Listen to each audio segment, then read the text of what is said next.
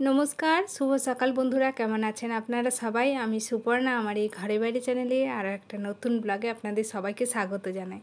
আজকে রবিবার, ভাইফোঁটার দিন। সকাল সকাল শুরু হয়ে গেছে রান্না বান্নার আয়োজন। এদিকে বৌদি বাইরে উনুনে রান্না করছে কুমড়োর তরকারি, আর মিক্স ভেজের জোগাড় করে রাখা আছে, এটা রান্না হয়নি। আমি তো সকাল সকাল ব্রেকফাস্টের জন্য ময়দাটা মেখে রেখে নিয়েছি, লুচি হবে তার জন্য।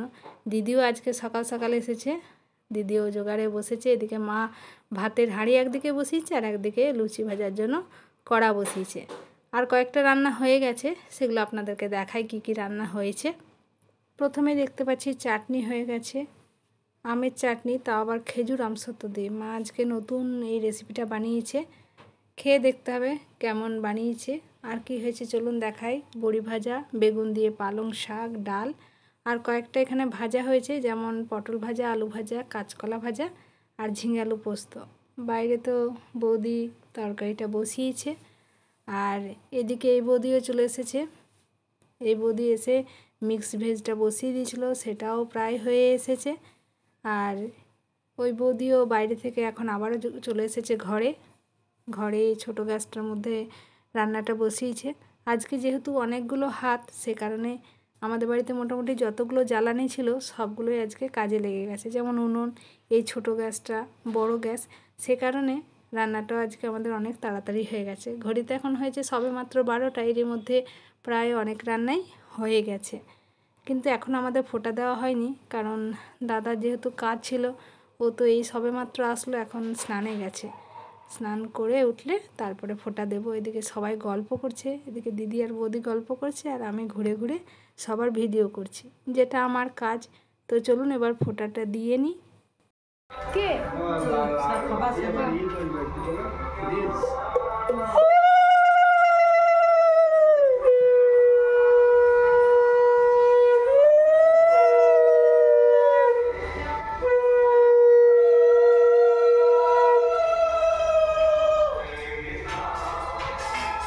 ভাইফোঁটা হলো এমন একটা শুভ দিন, যেটাতে ভাই বোনদের সম্পর্কটা আরও মধুর হয় আমার মনে হয়।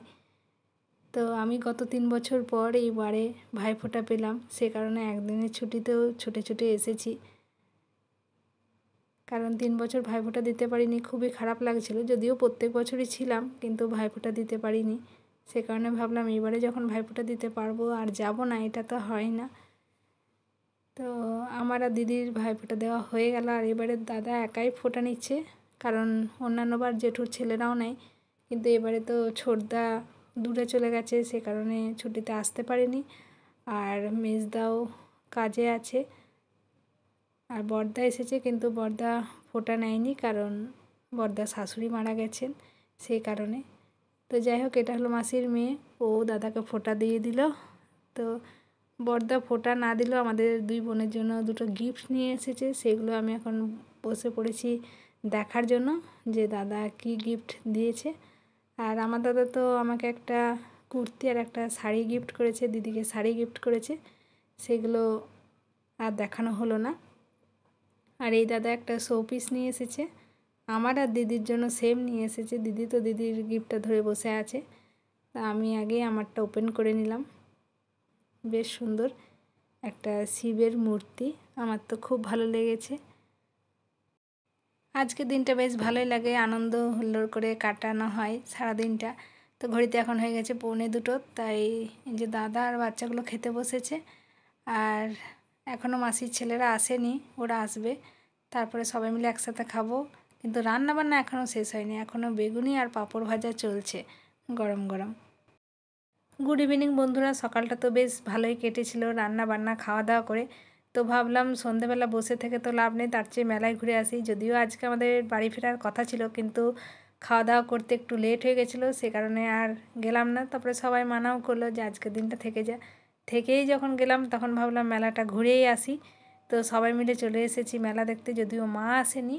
আমি, দিদি, বৌদি, মেয়ে, মাসি আর কর্তামশাই 6 জনে মিলে মেলায় এসেছি।